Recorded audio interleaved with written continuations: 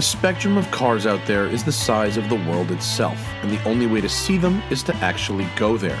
And so when an opportunity to film car culture in New Zealand came up, thanks to Andy, Kaz, and Rob, the creators of Automation, we took them up on it and brought back these films. Automation is the first car company tycoon game where you can design your own cars and engines in crazy technical detail, test them, and create your own version of the perfect car company. And rather than buying banner ads, they called on us to help sell it. Without them, we wouldn't have these videos, so check out their game at automationgame.com.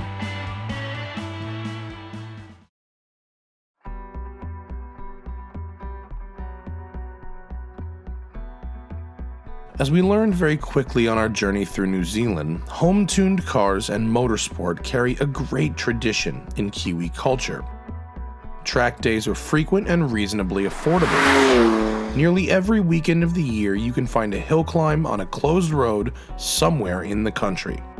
And, just like in the US, those most dedicated to racing join local clubs to share knowledge, resources, and track time.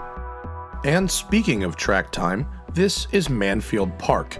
Its 3-kilometer main circuit is home to everything from V8 supercars to local track days. We're not driving there. We're on the 1.6-kilometer side circuit, which is just as wet as the main circuit, but way cheaper to rent. The Hutt Valley Motorsports Club has met us out here with their finest homebrew track cars, and we've decided to go oldest to newest. So let's take it back to '84. Corolla, Trueno, Hachiroku, the 86. Depending on who you ask, this is either the most underrated or the most overrated car in history. What is not up for debate is the culture surrounding it. From Initial D to Formula D, the original 86 is a hooligan's dream.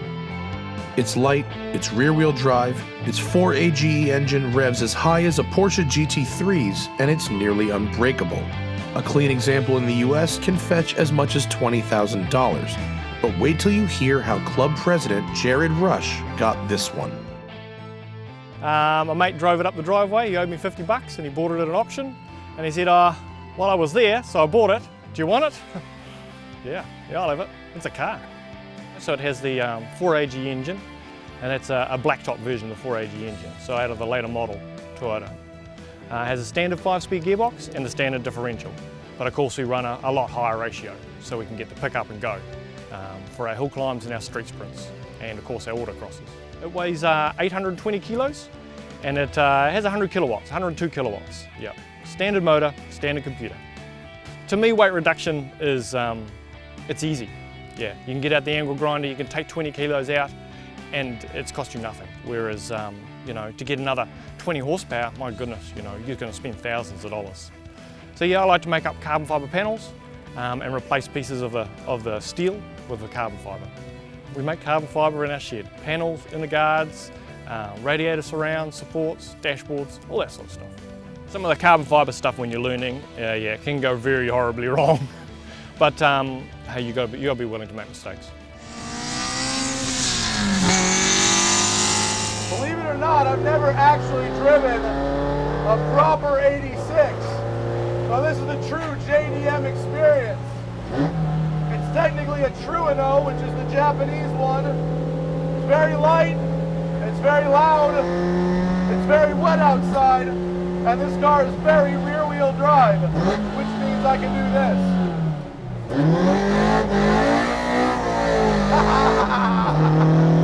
Yeah!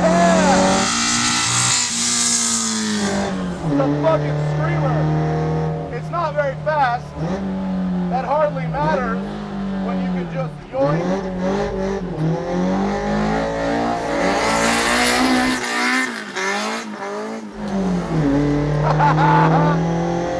Slippy sliding.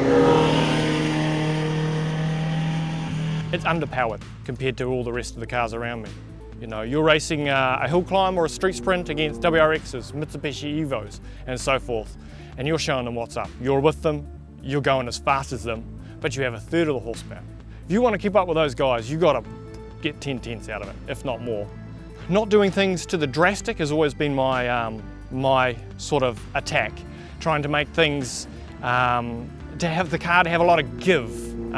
With some of the courses we do can be very unforgiving. The hill climbs and circuits can be very undulating, and it'll catch you out if you have an incredibly hard car. So this car has a lot of give. There's a lot of suspension travel, but also, of course, we've increased the caster, increased the camber, but not to extremes like a lot of guys do. Yeah, it's very forgiving, and it's a great fun car to drive. Just yank that handbrake and it comes right around, and then mat it to the floor. Listen to the trumpets wail as it goes sky high. And then do it again. Yeah. All I want to do is slide on the road.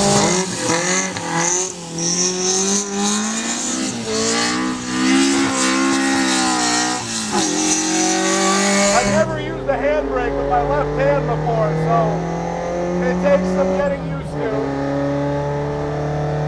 It's so wet out here and there's no defroster, so it's really, really hard to see.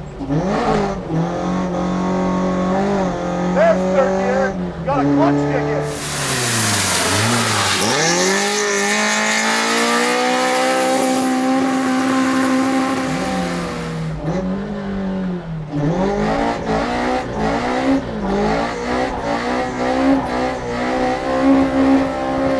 Hell yeah! Drifting is so goddamn fun in a lightweight car. There's no grip on the track. There's standing water everywhere. But Jared grooves his own tires. He carves his own grooves in the tires. So you actually do get some grip once you put your foot in it.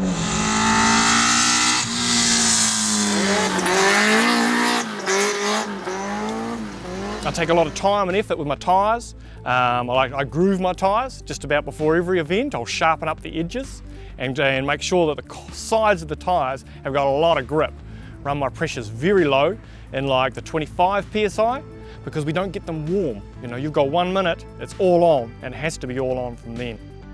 It turns in and points and squirts, yeah, they're cool cars. NA is magic. It's screaming its head off. Big draft, big draft. Here we go. Big draft.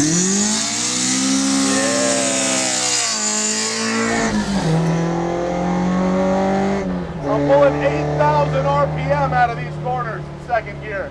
The response is so good. Even in the wet, I turn the wheel, it turns right in. And even with no power steering, the car is just so light that it just doesn't matter.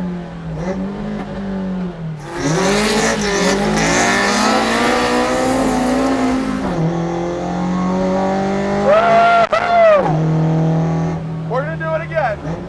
We're gonna do it again. There it is.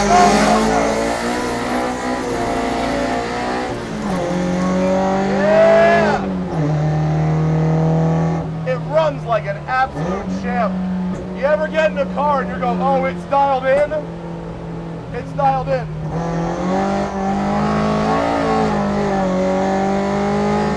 Drifting is the most addictive thing ever. Even if you're not great at it, and I am not great at it, you can't stop. You gotta try it again. You gotta try it again. You gotta try it again. You can't stop until you just nail it perfectly.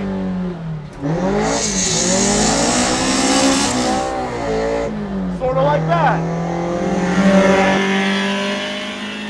Just about every area I look at, yeah, I see things that I could improve. I could have done better. Yeah, it ain't finished. It ain't ever gonna be finished. Yeah. There's nothing I don't like here. Nothing.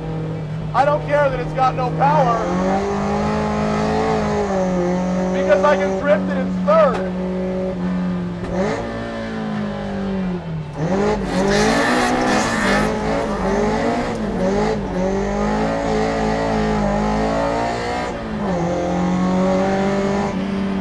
Man, they're gonna have to pry me out of this car.